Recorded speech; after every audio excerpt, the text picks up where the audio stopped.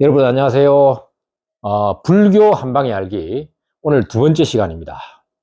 중도 사상과 반야신경에 대해서 지금부터 설명을 드리도록 하겠습니다. 지난 시간에 배운 불교의 역사에 대해서 2분만 복습하겠습니다. 부처님 돌아가신 다음에 인도에서 부처님의 근본 사상이 전파가 됐는데 그때를 불멸 후 약 100년간 근본 불교 시대라고 합니다. 그래서 이때는 부처님의 핵심 사상인 이 중도 사상이 자리 잡고 있었죠. 그 이후에 여러 파로 나눠지는 부파불교 시대를 맞이하는데요. 이 부파불교는 중도 사상에서 약간 어긋났다. 그래서 이제 유견이 많다. 그래서 이제 설일체 유부설이라는 이런 것으로 인해서 대승불교가 그에 반발해서 생겨나는 것입니다. 그래서 이 부파불교는 소승불교다, 남방불교다 이렇게 표현을 하는데 주로 이제 동남아시아, 스리랑카 이런 데로 많이 전파가 됐고요. 이 대승불교는 이런 유견에 대해서 반발해서 다시 부처님 중도 사상으로 돌아가자 이렇게 이제 주장하면서 발행이 되었는데 이 두 조류가 중간 학파와 유식 사상입니다. 그래서 이것은 다시 중국으로 발전해서 가서 전파가 돼서 어마어마한 발전을 가져옵니다. 중국의 각종 종파들, 천태종, 하엄종, 선종 등 그 외에도 많은 종파들이 있습니다. 그런 것으로 엄청난 비약적 발전을 가져온다는 것입니다. 그런데 이제 이때 인도에서 또 밀교가 일부 성행을 했었어요. 그래서 그 밀교는 티벳으로 전파가 되고 인도에서는 AD 한 7, 800년부터 불교가 쇠퇴하기 시작해서 AD 1200년경에는 완전히 불교가 자취를 감추게 됩니다. 그리고 이 인도에서 엄청나게 발전했던 이런 대승불교의 사상이 중국으로 전파됨으로 해서 중국에서 바톤을 이어받아서 어마어마한 발전을 가져온다는 거, 그거를 지난 시간에 배웠습니다. 그러면 이제 이 지난 시간에 배운 것 중에서 유식 사상에 대해서 먼저 간단하게 설명을 드리고 중도 사상을 또 설명을 드리도록 하겠습니다. 유식은 우리의 인식작용에 대한 연구입니다. 그래서 이제 우리가 6가지 뿌리, 육근이라는 것이 있는데 이게 이제 안, 이, 비, 설, 신, 의라는 것입니다. 그래서 이게 이제 6가지 감각기관이에요. 육근이라고 합니다. 뿌리근자. 그 다음에 이 6가지 감각기관이 6가지 경계를 맞이합니다. 그래서 육경이라고 합니다. 요거를. 육경은 색, 성, 향, 미, 그 다음에 촉, 법 이렇게 됩니다. 그래서 이제 6가지 감각기관이 6가지 경계를 만나서 6가지 의식작용을 합니다. 그것이 육식입니다. 이게 이제 안식, 이식, 이게 이제 안식, 그 다음에 이식, 그 다음에 비식, 설식, 신식, 의식 이렇게 됩니다. 이렇게 되죠. 그래서 이제 우리가 사람이 인식하는 이런 과정을 이렇게 나누어서 설명을 해 놓은 것이에요. 그래서 6가지 감각기관, 그것을 육근이라고 합니다. 눈안자죠. 귀, 코, 혀, 그 다음에 신체, 그 다음에 생각 이런 것입니다. 그래서 이게 안이비 설신이 6가지 감각기관이 안은 색을 만나고 이는 성을 만나고 비는 향을 만납니다. 눈이니까 색이죠. 귀니까 소리 성자죠. 코는 향이죠. 냄새 맡는 거. 그 다음에 설은 맛이죠. 그 다음에 몸은 감각이, 접촉이죠. 그 다음에 생각하는 것은 법이라고 합니다. 그래서 이렇게 안이비설신이라는 6가지 뿌리가 6가지 경계를 맞이해서, 안식, 이식, 설식, 비식, 설식, 신식, 의식이라는 작용을 하는데 이 6가지 의식 작용을 하는데 이 60까지만 있는 것이 아니고 이제 새로운 것이 등장합니다. 그게 뭐냐 하면 칠식이라는 것이 있어요. 요 칠식을 말라식이라고 합니다. 그 다음에 팔식이라는 것이 있어요. 이것을 갖다가 아리아식이라고 그럽니다. 요걸 이제 저장식이라고 하는데, 우리가 의식작용을 하는 과정은 단순히 육건 육경으로서 육식을 하는 것이 아니고, 6가지, 감각기관이 6가지 경계를 만난 다음에, 이 6가지 의식작용을 하기 전에, 먼저 칠식을 먼저 가미시킵니다. 이게 뭐냐 하면 칠식은 나를 중심으로 해석하는 거예요. 그러니까 이 어떤 일이 생겼을 때, 사건이 생겼을 때, 그것에 대해서 객관적으로, 과학적으로 그걸 갖다가 인식하는 것이 아니고, 나와 관련지어서 인식하는 것이에요. 그래서 P와 R로 구분을 합니다, 세상을. 내가, 나한테 좋네? 나한테 맛있네? 나는 아프네? 안 아프네? 나와 관련돼서 내 중심적으로 사고하는 것이에요. 그래서 우리가 어떤 사건이 생겼을 때 그것에 대해서 정확한 인식은 사실 나를 중심에 넣으면 안 되는 것이거든요. 그런데 이 칠식은 나가 있다는, 즉 아상입니다. 아상이라고 그러죠. 나의 상을 가지고 해석을 한다, 이 말입니다. 내가 있다, 내가 주체가 된다라는 생각을 가지고 해석을 하는 거예요. 사실은 나라는 상이 없이 해석을 해야 되는 것입니다. 그게 칠식이에요. 그 다음에 이 팔식은 뭐냐 하면 수억급 년 전서부터 저장되어 어떤 저장식입니다. 예를 들어서 우리가 당기에 저장된 것들도 많죠. 사과를 먹어보니까 달더라 이거죠. 그래서 사과는 달다라는 것이 우리 인식 속에 저장이 되어 있습니다. 그래서 사과를 보기만 하도 단 생각이 들고 침이 삼켜지는 것이에요. 그것이 저장식입니다. 예를 들어서 윤회라는 것이 있다고 가정할 때 전생에 예를 들어서 아주 높은 곳에서 떨어져서 어려움을 당한 적이 있다. 그러면 높은 곳에만 올라가면은 두려움을 느끼는 것입니다. 그런 것이 이 저장식인 것입니다. 그래서 인간은 6가지 감각기관으로 6가지 경계를 만나서 육식, 의식, 이 의식작용을 하는 데 있어서 먼저 내 중심적으로 판단을 하고 아상을 가지고 인식을 하고 또 예전에 저장되어 있던 이 저장식이죠. 이것을 갖다가 받아들이면서 이것에 근거해서 의식을 하는 거예요. 그러니까 이건 선입견입니다, 선입견. 분별망상이 가득한 선입견이에요. 그래서 이제 인간이 이렇게 윤회를 하는 것은 사람이 죽으면은 1식부터 7식까지는 다 없어지는 것이라고 합니다. 그러나 이 8식만큼은 지워지지 않고 없어지지 않아서 이 8식이 식이윤회를 한다. 이렇게 이제 유식 사상가들은 얘기를 하는 것이죠. 불교에 있어서 윤회는 뭐 그렇게 중요한 문제는 아니에요. 불교의 핵심 사상이 아닙니다. 그러나 불교가 생기기 전에 이미 인도에서 이 윤회 사상이 많이 있었고요. 그래서 이제 우리가 윤회를 하는데 믿을 것이냐 말 것이냐 어떤 방식의 윤회냐 이런 것에 대해서는 이제 각자가 생각을 하시면 되는데 유식 사상가들의 이론으로서는 이 8식이 윤회하는 것이다. 그래서 사람이 죽으면 이 의식 감각기관이 다 없어지니까 7식까지는 다 사라지고 이 8식이 윤회를 하는 것이다. 이렇게 이제 주장하는 것이고요. 깨달음의 세계로 진입하기 위해서는 이 8식까지도 완전히 사라져야 되는 것입니다. 그래서 우리가 인식을 할 때 이런 인식 작용을 나 중심의 7식이나 그 다음에 예전서부터 저장되어 있던 이 저장식으로 인식을 하는 것이 아니고 이런 것을 완전히 떠나버리는, 그래서 완전히 청정한 속에서 의식작용을 하는 것이 깨친 자의 의식작용이에요. 그래서 이제 요 유식 이론을 간단히 이제 설명을 드렸습니다. 우리가 참고로 6권, 6경 요거를 12처라 그럽니다. 이제 반야신경에 이런 게 나오기 때문에 제가 말씀을 드립니다.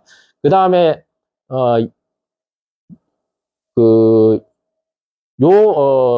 안계, 이계, 그 다음에 색계, 성계, 그 다음에 안식계, 이식계, 설식계 해서 이 계를, 이게 세 개를 다 합해서 18계라 그럽니다. 이 반야신경에 다 나옵니다. 그래서 참고로 알아두시기 바랍니다. 자, 그러면,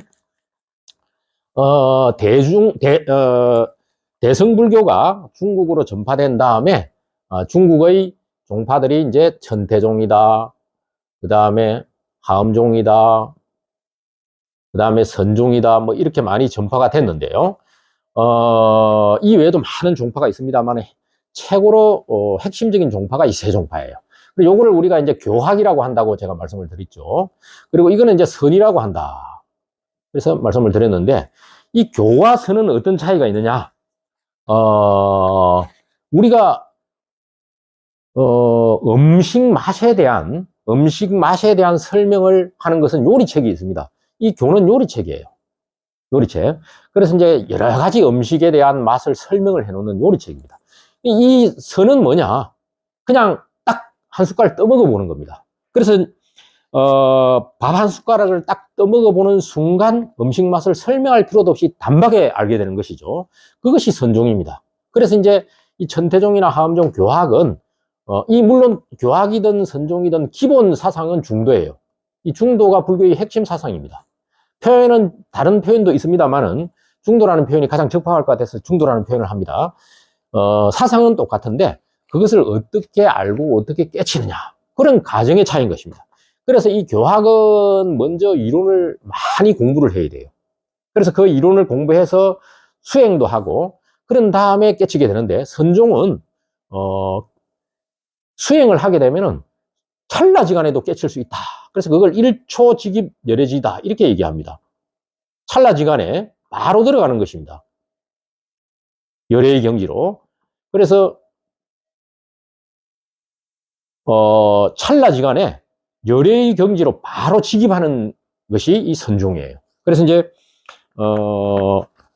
조사선이 이때서부터 이제 유행을 하게 되는데, 그러면 이제 교종이든 선종이든 핵심 사상이 제가 중도라고 했는데, 이 중도를 어떻게 그럼 말로서 표현을 하느냐? 오늘 이제 말씀드릴 것이 딱 세 가지만 이제 기억을 하시면 됩니다. 이 중도는 양변이 완전히 융합하는 세계고요. 현대 물리학으로 보면은 4차원 세계예요. 시간과 공간이 완전히 융합하는 그런 세계입니다. 그래서 이제 걸림이 없는 무의 세계인데, 첫 번째로 기억해야 될 글자가 쌍차 쌍조입니다.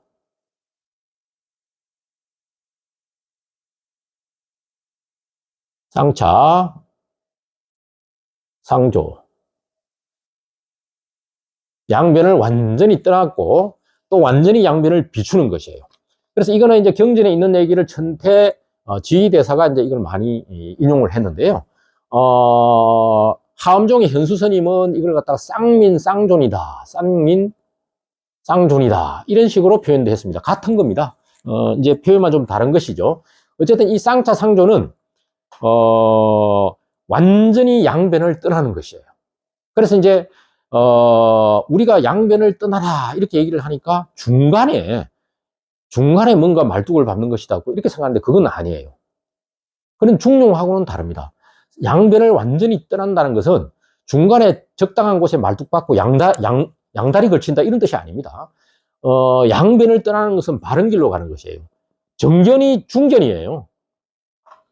이 바르게 본다는 것이고 바른 생각을 한다는 것이 정견, 정사 이런 것이지 않습니까? 그런 것이 바로 중도로 본다는 뜻입니다. 그래서 양다리 걸치라는 것이 아니고 양변에 떨어지지 않는다. 그래서 이제 양변에 떨어지지 않는 상차는 요것은 차별망견을 완전히 벗어 던진 거예요. 차별망견을 완전히 벗어 던지기 때문에 요 상태를 청정이라고 합니다. 그 다음에 이 청정에 대해서 다른 말로 또 적이라고 합니다. 고요합니다. 적.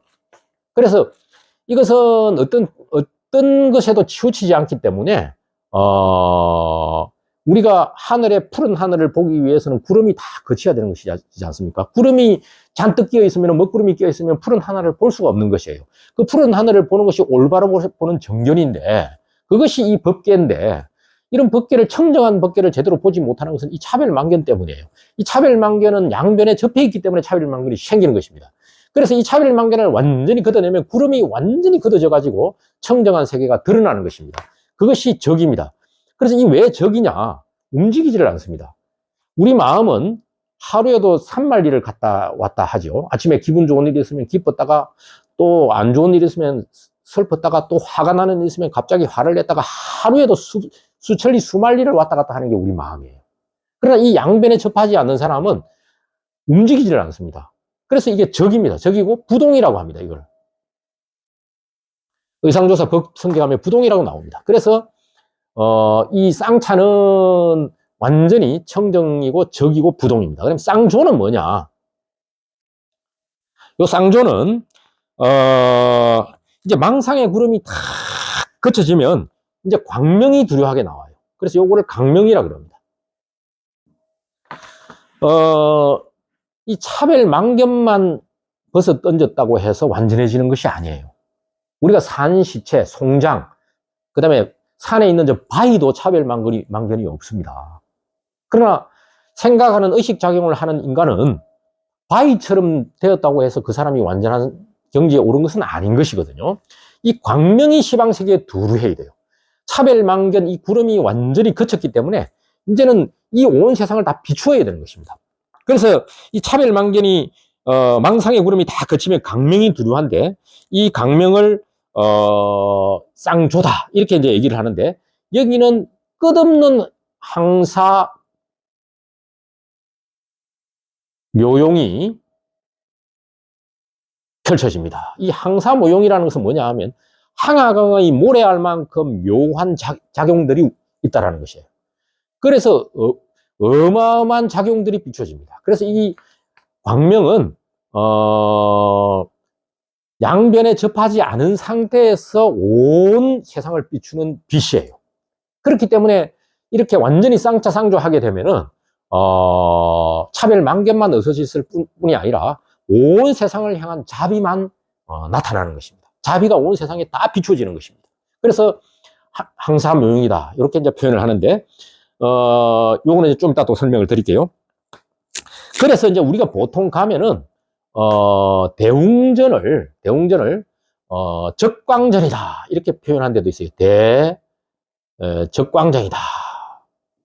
가보면 뭐 이렇게 대적광전이다 이렇게 돼 있는 데가 있어요. 절에 가보면 그게 뭐냐면 이 적이 쌍차예요. 차별망견을 완전히 벗어나는 이 적이고 그 다음에 강명이 시방세계에 두루하게 비친다 해서 광입니다. 적과 강이 쌍조인 것입니다. 그래서 이렇게 이제 표현된 것도 있다. 그리고 이제 이렇게 완전히 쌍조 하게 되면은 아까 이야기한 유식장에서 얘기한 제8아리아식 이것이 완전히 사라지게 되는 것입니다. 제8아리아식이 완전히 사라진 상태를 대원경지라고 하는데 그런 대원경지가 되면 이미 이제 해탈의 경지가 되는 것입니다. 그래서 우리가 이제 쌍초는 또 다른 말로 완전히 죽는 것을 얘기하는 것입니다. 크게 죽었다가 요건 또 크게 살아나는 것입니다. 그래서 이제 크게 죽은 후에 다시 크게 살아나야만 이제 비로소 반야의 지혜가 만연해진다. 이런 뜻이 쌍자쌍조입니다. 그래서 양변에 접하지 않으면서도 또 양변을 있는 그대로 다 끌어안는.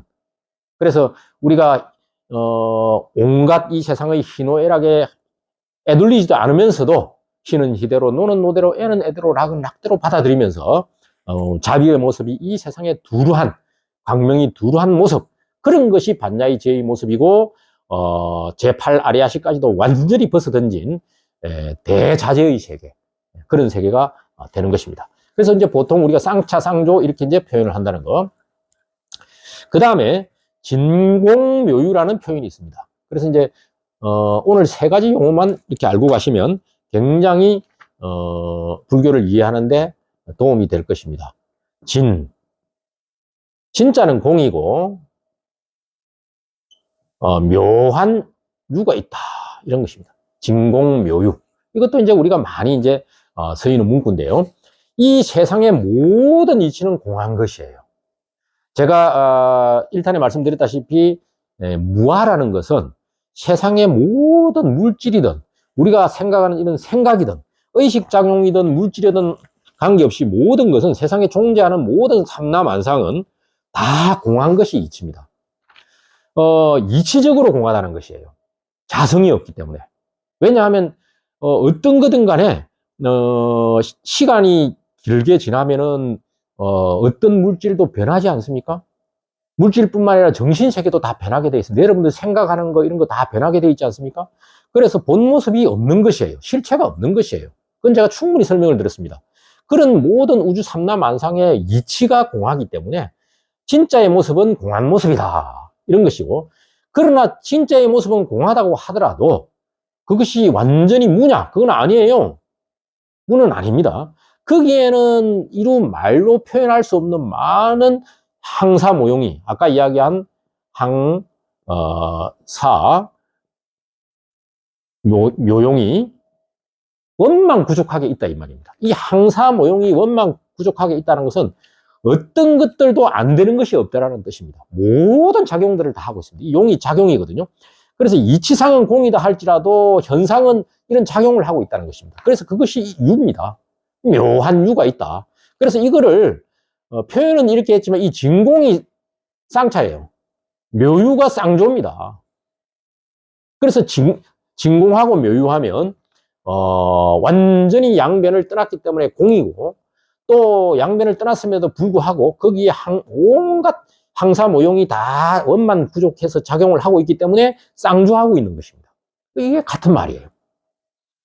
그래서 이제 이 진공 묘유는 자성이 공하고, 그래서 이제 그 자성이 공한 것을 갖다가 이치라 그러고, 그러나 겉으로 드러나는 현상은 이렇게 항사 모용이 작용을 하고 있다. 이렇게 설명을 한 것입니다. 그래서 요거 진공 묘유도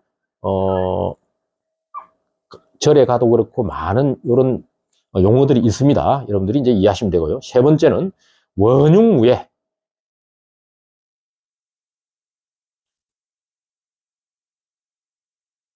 원흉 해서 걸림이 없습니다. 무예. 이것은 이제 쌍차, 쌍조, 진공, 매유, 원흉, 무예가 다 결론은 같은 말인데요. 이것은 모든 것이 이제 원흉합니다. 그래서 이제 중간학파에서는 공과 가, 중 이것이 삼재가 다 무예하다, 원흉무예하다 이렇게 얘기했어요. 삼재가 원흉하다, 삼재원흉을 얘기했습니다. 이치적으로는 모든 것은 공이라고 얘기했죠. 진공입니다. 그러나 거기에 유가 있어요. 완전히 없는 무가 아닙니다. 그래서 이걸 이제 우리가 유가 있지만 이것은 언제든지 이치적으로는 공이기 때문에 가유라고 그럽니다. 그래서 가라 그럽니다. 거짓 가짜예요. 그래서 이 진공과 묘유, 공과 가가 공과 가를 아는 이것이 이제 중도의 세계인데, 이런 공과 가, 중 모두가 삼재가 다 원흉한 것이다. 그래서 우리가 분별심이 없는 쌍차, 쌍조라는 분별심이 없으면 생사를 따로 구분하지 않습니다. 생사가 있다, 부처와 마구니가 있다, 천국과 지옥이 있다, 이런 모든 것은 쌍차하지 못하고 쌍조하지 못해서 생긴 분별심이에요. 그래서 제가 부처에 얽매이면 부처도 죽이라, 조사에 얽매이면 조사도 죽이라는 이런 말씀을 드렸지 않습니까? 그건 마찬가지로 생사, 열반이 따로 있다, 생사가 따로 있다, 그 다음에 무슨 부처의 세계가 따로 있고 중생의 세계가 따로 있다, 이런 모든 것은 구분하는 것은 이 자체가 분별심이에요. 이런 것이 없는 것이에요. 생사와 열반이 원흉해서 걸림이 없고 무예하고 원흉하고, 또 부처와 중생이 원흉하고 선과 악이 원흉하고 시와 비가 원흉하고, 그래서 걸림이 없는 것이에요. 원흉하다는 것은 서로 완전히 융합해서 통한다는 뜻이고, 무예라는 것은 걸림이 없는 것이에요. 그래서 원흉하기 때문에 또 걸림이 없는 것입니다. 그래서 우리가 이런 완전히 쌍차, 쌍조, 진공, 묘유한 상태가 되면은 원흉무예한 상태에서 이제 우리가 살게 되는 것입니다.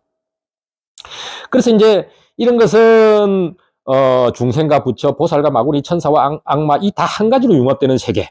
그래서 일체 모든 법이 불법 아닌 게 없어요. 모든 것이 다 불법입니다. 그래서 우리가 모를 때는 뭐 기독교, 유교, 불교 이런 것도 다 다른 것으로 이해하지만, 이걸 제대로 알게 되면은 그런 종교가 다른 것들도 다 하나예요. 바다의 짠물 하나입니다. 똑같습니다. 바닷물, 짠물 한 가지입니다. 그래서 그런 것을 갖다가 우리가 무장애 법계다. 그래서 이 무예라는 말 자체가 무장애라는 뜻이에요. 장애가 없습니다. 걸림이 없습니다. 이런 깨치지 못한 사람은 장애가 생기죠. 살아가면서. 무장애 세계다. 그래서 무예법계다. 이렇게 이제 얘기를 하시는 것입니다. 그래서 이제 이렇게 완전히 원흉무예한 세계에 진입하면 어떤 모습으로 되느냐.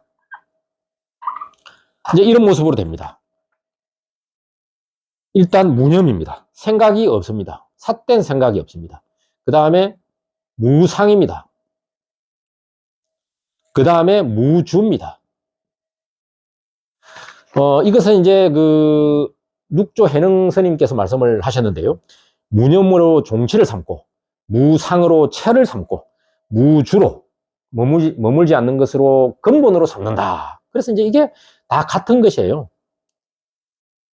이렇게 완전히 쌍차상조 진공묘유 원흉무의한 세계에 진입하면 그 사람은 삿된 생각이 하나도 없어요. 어떤 생각들도 다 삿된 생각이 없어요. 그걸 우리가 무념이라고 합니다. 정념밖에 없어요. 그리고 어떤 상도 없습니다. 나라는 생각, 너라는 생각, 아상, 뭐 인상, 중생상, 수자상, 이게 금강경에 나오는 말이지 않습니까? 이런 상이 없어요. 그렇기 때문에 이 세상을 피와 아로 구분을 하지 않습니다. 저 피와 아로 구분하기 때문에 고통이 생기는 것이에요. 이 세상에 대해서 항상 우리는 피아로 구분해서 생각합니다. 저것이 어떤 일이 생겼을 때 저것이 나한테 도움이 될까 아닐까? 저것이 나한테 좋은 것인가 안 좋은 것인가? 내 입장에서는 어떨 것인가? 항상 우리는 나라는 것으로 분리해서 보기 때문에 내가 뜨지 못하는 거예요. 피아를 완전히 벗어나면 내가 뜨게 돼 있습니다. 우러러보게 돼 있어요, 다른 사람들이.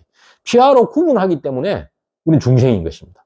부처의 세계에서는 상이 없기 때문에 아상, 인상, 중생상, 수자상 이런 것들이 없기 때문에 나라는 생각, 너라는 생각, 대중이라는 생각, 중생이라는 생각, 부처라는 생각, 어떤 생각도 상에 사로잡히지 않기 때문에 원흉하고 걸림이 없는 것이에요. 그래서 원흉무의한 모습이 나오는 것입니다. 상이 없는 것입니다. 주도 마찬가지예요. 머무르지 않습니다. 응무소주 이생기심. 육조 해능 스님이 원래 나무꾼이었어요. 그래서 나무를 하다가 홀어머니를 모시면서 사는 나무꾼이었는데 어느 날 갑자기 이제 나무를 좀 했다가 좀 주막에 가서 좀 쉬려고 주막에 갔는데 그 주막 다른 방에서 금강경을 연불 하는 스님의 그 소리가 들렸어요. 그 금강경 중에 응무소주 이생기심이라는 이 말이 있습니다. 이걸 갖다가 연불하는 소리를 딱 듣고 순간적으로 딱 깨치고 바로 그 다음날 어머님 모시는 걸 정리하고 절에 갑니다. 해능 스님 밑으로 가서 이제 그 출가를 하게 되는데요. 이 응무소주 이생기심이라는 말도 원흉무의 쌍차상조예요. 마땅히 머무는 바 없이 응무소주, 마땅히 머무는 바 없이 그 마음을 내는 것이에요. 이생기심, 그 마음, 이생기심, 그 마음을 내는 것입니다. 마땅히 머무는 바 없이 그 마음을 내십니다. 마땅히 머무는 바 없다, 무주, 이것이 바로 쌍차인 거예요. 쌍차의 세계예요. 어떤 양변에도 머물지 않습니다. 머물지 않기 때문에 쌍차예요. 그러나 머물지 않고 쌍조를 하지 못하면 그냥 산송장이나 바위밖에 안 된다 그랬죠. 그런데 마음을 내는 거예요. 이 마음을 내는 것이 쌍조, 비추는 것입니다. 쌍차 쌍조가 원흉, 그렇게 이렇게 되면 원흉무예가 되는 것입니다. 그래서 육조 스님이 이 말씀을 듣고 이제 출가를 하게 되죠. 그래서 어쨌든 원흉무예한 세계가 되면 무념, 무상, 무주 이런 상태가 되고 또 이것을 우리가 여여부동한 상태가 된다. 여여부동, 갈수록 이제 태산입니다. 여여부동, 한결같고 한결같아서 움직이지를 않는 것이에요. 자나깨나 한결같은 겁니다. 여여부동, 기억하십시오. 도인의 세계는, 깨친 자의 세계는 여여부동합니다. 아침에 일어나서부터 잠자리에 들어서 심지어는 꿈속에서도, 몽중에서도 이려합니다.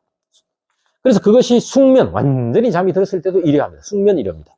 여여부동한 상태. 이것이 이제 완전히 깨침의 상태예요. 이 사람은 어떠한 의식작용을 하더라도 아까 제7식, 자기를 중심으로 피하로 구분해서 의식작용을 하는 거, 또 제8식, 과거에 저장되어 있던 것, 또 전생에 저장되어 있던 그런 저장식으로부터도 자유로운 것이에요. 그런 저장식까지도 완전히 벌써 던져버린 대원경지의 경계이기 때문에 여여부동한 그런 상태고, 이것을 우리가 또 구경각이라고 합니다. 구경각. 완전히 최종 목적지에 도달한 그런 구경의 경지고요. 이것을 갖다가 우리가 또 자성청정의 세계다. 자성은 더럽거나 깨끗하고 그런 거 없습니다. 더럽지도 않고 깨끗하지도 않는데, 더러워지지도 않고 깨끗하지도 않는 것을 청정이라고 그래요. 청정이면 그냥 깨끗하다고 생각하는데 깨끗한 것이 아니에요. 깨끗한 것도 없고 더러운 것도 없는 것이에요. 그런 것이 자성. 지금같이 완전히 구름이 걷히어서 하늘의 본 모습이 드러났을 때 그런 모습이 법성의 세계이고 그런 모습이 진성의 세계인데, 그런 무장의 법계의 모습은 완전히, 그런 무장의 법계의 자성은 청정한 것입니다. 그래서 이제 우리가 이렇게 완전히 깨침의 세계에 들어가면 이걸 갖다 견성이라고 또 얘기하죠. 견성성불이다. 성품을 바로와서 부처가 된 것이다. 그리고 이런 것을 갖다가 중도실상이다. 이렇게 이제 얘기하십니다. 중도실상에 완전히 이제 들어오는 것이에요. 그래서 이제 여기까지 이제 중도에 대해서 설명을 드렸는데, 이 중도를 완전히 깨치는 거, 이것이 이제 불교의 핵심 교리다. 그래서 부처님 근본 교리 시대 때, 근본 불교 시대 때도 그 중도를 인식했지만, 부파불교 때 또 이제 유견이 많다 보니까 대중불교 운동이 일어나면서 중국으로 또 전파되면서 이런 중도의 이론이 펼쳐지고 깨침으로서 해서 이 중도의 세계로 진입하는 것입니다. 자, 그럼 이 이제 대성불교의 핵심 경전인 반야신경을 간단하게 이제 설명을 하도록 하겠습니다. 반야신경은 약 600권 정도 되는 반야부 경전들의 결집이에요. 결집체예요. 반야부 관련된 경전이 굉장히 많은데 600권 정도 되는데, 금강경이라든지 반야경이라든지 이런 것이 굉장히 많습니다. 그러나 그것을 좀 작은 숫자로 압축한 것이 반야신경이에요. 그래서 마하반야 바라밀다신경이다. 이거는 이제 마하, 어마어마하다는 뜻이에요. 어마어마하다. 어마어마한 반야라는 것은 지혜입니다. 지혜. 이 반야라는 것은 완전히 자성청정한 상태의 지혜. 그래서 이제 공을 깨친, 자성이 공하다는 것을 갖다가 완전히 자각한 그런 상태의 지혜를 말하는 것이에요. 그래서 어마어마한 지혜로, 바라밀다라는 것은 뭐냐 하면 지금 이 세계에서 저 피안의 세계로, 저 세계로 완전히 건너가는, 지금 우리는 같이 살고 있습니다만은, 이 세계에서 살고 있습니다만은, 깨친 자들은 이미 저 피안의 세계로 건너가 있어요. 피안의 세계로 건너가서 살아야 되는 것이 우리의 목표입니다. 그래서 바라밀다라는 것은 저 피안의 세계로 건너가게 한다, 건너간다, 이런 뜻입니다. 그래서 어마어마한 지혜로, 반야로 피안의 세계로 건너가게 하는 마음의 경전이다, 그런 뜻이에요. 그래서 이제 제목이 그렇고요. 이걸 줄여서 반야신경이라고 하는 것이고요. 제가 반야신경을 다 적어야 되는데 칠판이 좁아서 다 못 적고 핵심만 적었고요. 제가 말로서 하겠습니다. 관자재보살행 신반야 바라밀다시. 관자재보살은 관세음보살을 얘기합니다. 관세음보살은 여러 이름이 있습니다. 관자재보살이 깊은 반야바라밀다를 행할 시, 관자재보살행 신반야바라밀다시, 깊은 반야바라밀다를 행한다는 것은 이런 자성이 공하고 일체만법이 다 공하기 때문에 이런 것을 갖다가 깨닫는 거, 이런 것을 갖다가 올바로 보는 거, 그런 것을 정견하는 그런 수행을 반야바라밀다의 수행이라고 합니다. 그런 수행을 할 시, 이제 여기에 이제 핵심이 나옵니다. 조견, 오온, 개공. 이게 이제 핵심입니다. 도일체고액. 요까지가 반야신경의 완전한 핵심입니다. 조견, 비추어 보니까, 완전히 깨트워 보니까, 오온이 다 공하다는 이치를 알은 것이에요. 오온이 다 공하다는 것을 갖다 비추어 보고, 일체 고통의 바다를, 고액을 건너버린 거예요. 도자는 건넜다는 뜻입니다. 자, 그럼 오온이 뭐냐? 이 오온이라는 것은 존재하는 이 모든 삼라만상의 모든 것을 얘기하는 것입니다. 그걸 이제 5가지로 얘기하면 색, 수, 상, 행, 식 이렇게 얘기하는데, 색은 물질이에요. 색은. 수상행식은 정신입니다. 그런데 이제 이 정신을 여러 가지로 분리해놨는데 여러분들은 그렇게 생각할 필요 없습니다. 이거 다 방편이에요. 수는 뭐 감각이고, 상은 뭐 인식이고, 행은 의지고, 식이 인식이네요. 뭐 이런 것이다 이렇게 구분해놨는데 그거 다 의미 없는 거예요. 수상행식은 다 정신적인 부분이고, 색은 물질이다. 물질과 정신은 이 삼라만상을 다 총칭하는 것이에요. 그래서 이 삼라만상이 모든 것의 성품이 공하다. 이것을 갖다가 이렇게 표현해라는 것이에요. 오온이 다 공하다는 이치. 그것을 갖다 꿰뚫어 봤다 이겁니다. 조견했다는 것입니다. 조견이라는 것은 꿰뚫어 보는 것이에요. 여러분, 꿰뚫어 보는 것이 매우 중요합니다. 어떤 사건도 생겨도 여러분들 겉으로 드러난 모습만 보시지 마시기를 바랍니다. 기쁜 일이 있으면 그 기쁜 일 속에 슬픔이 있다는 것을 보는 것이 그 꿰뚫어 보는 것이에요. 즐거움이 있으면 즐거움 속에는 언제든지 어려움이 또 닥칠 것이다. 이런 것을 아는 것이 꿰뚫어 보는 것이에요. 그래서 오온이 다 공함을 꿰뚫어 보았더니 일체의 고액으로부터 이제 건너버리다. 도일체 고액. 일체의 고액을 건너버리세요. 그래서 이 사람은 이미 이제 피안의 세계로 건너간 것이에요.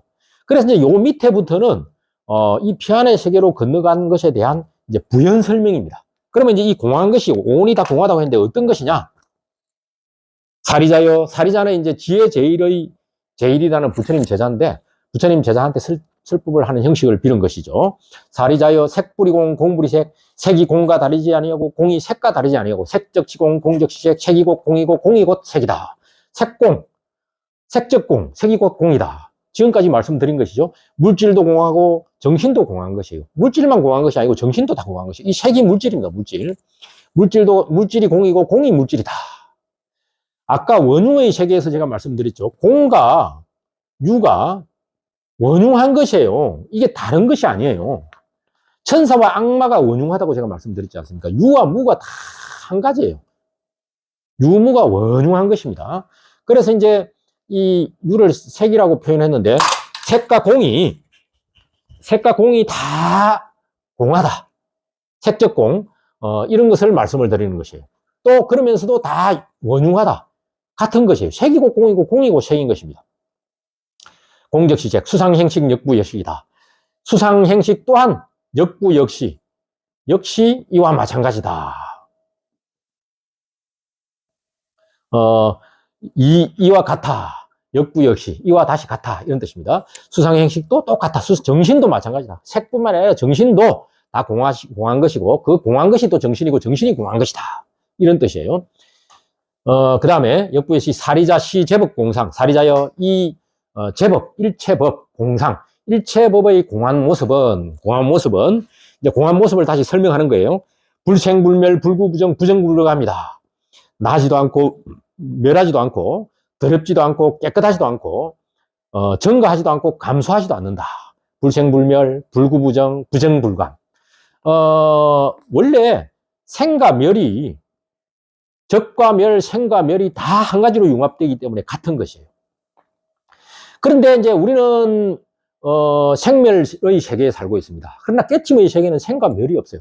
여러분 죽으면 죽은 것입니까? 아닙니다. 과학적으로도 죽음이라는 것은 없습니다. 생과 멸은 없습니다. 과학적으로는 어떤 물질이든 그 동일한 물질이 아닌 다른 물질로 변형이 되었을 뿐이에요. 분자의 조합으로 물질이 생기는 것이에요. 분자의 구성 조합이 바뀌면 물질이 바뀌는 것이에요.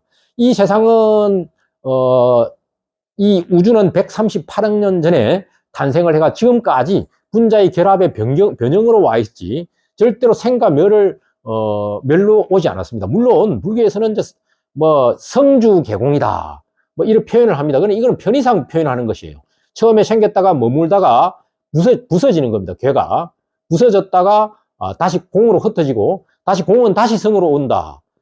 또는 생주이멸이다. 처음에 생했다가 머무르다가 변형된다, 달라졌다가 멸한다, 생주멸이다. 우리 삶 자체도 생주멸이다. 이렇게 얘기를 하는데 이것도 없는 것이에요. 이건 중생의 세계입니다. 생과 멸이 없는 것이에요. 다시 멸했다 싶지만 그건 다시 새로운 생입니다. 변형된 모습으로 생입니다. 인간의 육신도 죽으면 새로운 걸음으로 탄생하겠죠. 그리고 내 분자가 다른 분자로 변형돼서 뭔가로 존재하겠죠. 그렇기 때문에 불생불멸이고 그것은 구름이 완전히 거쳐서 청정한 법계의 세계인데 청정하다는 것은 깨끗하다는 뜻이 아니라고 제가 말씀드렸죠. 더럽지도 않고 깨끗하지도 않은 것이에요. 더러운 것도 없고 깨끗하지도 않기 때문에 청정한 것이에요. 그래서 더러울 것도 없고 깨끗할 것도 없고 부정불감. 우리가 불생불멸도 과학적으로 얘기했지만 이 부정불감도 이 에너지 보존 법칙이라는 게 있어요. 과학적으로. 같은 뜻입니다. 이 세계는 이 법계는 증가하고 감소하는 것도 없어요. 우리는 증가한다, 없어진다, 생겨난다 이렇게 생각할지 모르지만 깨침의 세계로 들어가게 되면 부정불감인 것입니다. 에너지는 그대로 보존되는 것입니다. 과학적으로 맞는 말이죠. 부정불감. 시고 공중 무색. 그러므로 공중에는 색도 없고, 이제는, 무로 이제 쭉 설명을 합니다. 이게, 아까도 제가 설명드렸습니다만, 소성불교, 부파불교가 너무 설일체 유부설이라 해서 유견에 너무 휩싸여 있다 보니까, 경전에서, 이 대성경전입니다. 무를 강조하는 것이에요. 또 무에 너무 치우쳐 있으면 거꾸로 유라고 얘기할 수도 있을 것이에요. 다 무라고 생각하고 무가 뭔가 실체가 있는 것처럼 생각해버리면 무도 실체가 없고 유도 실체가 없는 것인데 무에 집착을 하게 되면 이제 다 유라고 얘기할 판입니다. 그래서 당시에 소성불교들이 다 이런 무견에 휩싸여 있기 때문에 무를 강조하는 것이에요. 그래서 이제 색도 없고 지금까지는 여러 가지 이제 진리를 설파했는데 그거 다 없다. 색도 없고 수상행식도 없다. 색수상행식이 오온이죠. 색수상행식이 오온인데 이런 거 다 방편이다. 없다.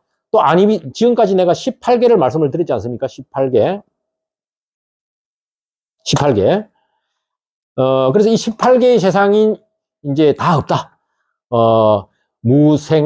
무수상행식, 무안이비설신어, 이게 6건이죠. 무색성량 미촉법 6경이죠.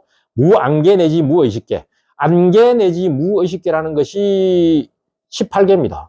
안개, 이계, 설계, 십계 뭐 이렇게 쭉 가다가 또 안식계, 이식계 이렇게 식으로 가는 무안개 내지 무의식계. 무안개에서부터 내지부터 무의식계까지 이게 18개입니다. 18개가 다 없는 것이다. 그 다음에 무무명, 이제 무명도 없다. 처음에 부처님이 인간은 무명하기 때문에 어둡기 때문에 깨쳐서 지혜를 얻어야 된다. 이렇게 말씀을 하셨어요.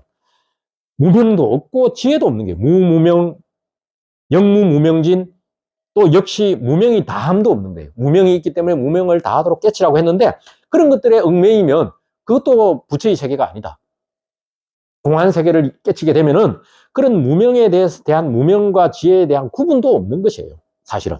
우리는 무명하기 때문에 지혜를 향해서 나아가지만 완전한 지혜의 세계에 도달하게 되면은 편의상 지혜라는 이름을 붙였지 지혜도 없고 무명도 없는 것입니다. 그렇기 때문에 무무명, 영무무명진, 무명이 다함도 없고 내지무노사, 상가 죽음도 없는 것이에요. 내지무노사, 영무노사진, 상가 죽음이 다함도 없는 것이에요. 무고신멸도, 지난 시간에 배운 사성제 고신멸도 이것도 없다고 했습니다. 이런 것이 여러분들은 고신멸도가 있다고 생각하고 수행해야 됩니다. 그러나 완전한 반예의 세계에 들어가면 이 방편도 다 버려야 되는 것이에요. 이 방편이라고 제가 말씀드렸지 않습니까? 언어 자체가 다 방편입니다. 무고진멸도, 무지, 이제 지혜도 없습니다. 지혜도 없습니다. 무지, 영무덕, 얻을 것도 없어요. 지금까지는 지혜를 깨쳐서 얻어야 된다. 무명에서로부터 탈출해야 된다. 이렇게 얘기했는데 얻을 것도 없다. 무지, 영무덕, 이무소득고 얻을 것이 없는 거로 이무소득고 신무가에. 그래서 이제 이 마음이 걸림이 없는 거예요. 얻을 것이 없기 때문에 걸림이 없는 것이에요. 얻을 것이 있으면 걸립니다. 항상. 그래서 이무소득고 신무가에 걸림이 없고 또 공포도 없습니다. 무유공포. 당연히 공포가 없죠. 깨친 자는 이런 어떤 진여법계의 세계에서는 어떤 두려움도 있을 수가 없습니다. 왜? 생과 사가 없는데 어떤 두려움이 있겠습니까? 전혀 없는 것입니다. 그래서 공포가 없고 원리 전도몽상, 이 잘못된 전도몽상으로부터 멀어지는 것입니다. 원리 전도몽상, 원리는 멀어진다는 멀리 떨어진다는 것이고 전도몽상은 우리의 지금 이 세계입니다. 그래서 우리가 항상 이 세계와 저 세계로 피안의 세계로 구분을 하는데 깨치지 못한 사람은 이 세계에 사는데 이 사람은 잘못된 전도몽상을 갖고 있는 것이에요. 잘못된 전도몽상이라는 것이 이 세상은 다 내가 있다는 생각, 너가 있다는 생각, 중생이 있다는 생각, 모든 것을 갖다가, 공하다는 것을 모르는 그런 세계를 말하는 것입니다. 그런 전도된 생각으로부터 멀어지고, 구경열반, 마침내는 구경은 최종, 마침은 열반의 세계로 들어간다. 그래서 삼세제불의 반야바라 밀다. 그래서 삼세의 제불은, 삼세는 과거, 현재, 미래를 말하는 겁니다. 삼세의 모든 부처님은 이 반야바라밀다를 의지해서 고득 안욕따라 얻었는데 뭘 얻었느냐? 안욕따라 삼맥삼불리를 얻었다. 이거 참 어렵습니다. 욕, 다, 락, 삼, 약, 삼, 도리 고덕 안욕따라 삼맥삼보리를 얻었다. 덕 안욕따라 삼맥삼보리를 얻었다. 이게 안욕따라 삼맥삼보리 큰 뜻 아니고 그냥 무상정등각입니다. 무상 최고의 정등각, 최고의 깨침 상태, 무상정등각. 그래서 이제 완전히 최고의 경지에 올랐다 이런 뜻입니다. 안욕따라 삼맥삼보리 고지반야바람일다. 그래서 이 반야바람일다의 주문은 시대선주, 크게 신비스럽고 시대명주, 크게 밝고 시무상주, 더 이상 이것보다 나은 주문이 없고 더 위없고 시무등등주, 크게 평등해서 평등하다. 그래서 시무등등등주, 능제일체고 능이 일체의 고통을 넘어섰고 진실부로 진실하고 허망하지 아니하다. 고설 반야바람일다. 그래서 내가 설한다. 반야바람일다의 주문 아제아제 바라아제 바라성아제 모지사바와 이렇게 이제 얘기를 하는 것입니다. 이 아제아제 바라아제 바라성아제 모지사바를 해석도 할 수 있습니다만 피안의 세계로 건너갔네 뭐 이런 뜻이 뭐 담겨 있습니다만 그건 해석할 필요는 없습니다. 주문으로 그냥 알아들으면 되고요. 어쨌든 중요한 반야심경의 핵심 사상은 자성이 공하다는 거, 이걸 깨치고 그런 면에서 이 온 세계를 다시 비추는 쌍조의 모습으로 나타난다. 중도의 모습이다. 이렇게 이해를 하시면 되겠습니다. 자, 불교 2탄 여기서 마치고 불교 3탄은 의상조사 법승계에 대해서 또 설명을 드리도록 하겠습니다. 감사합니다.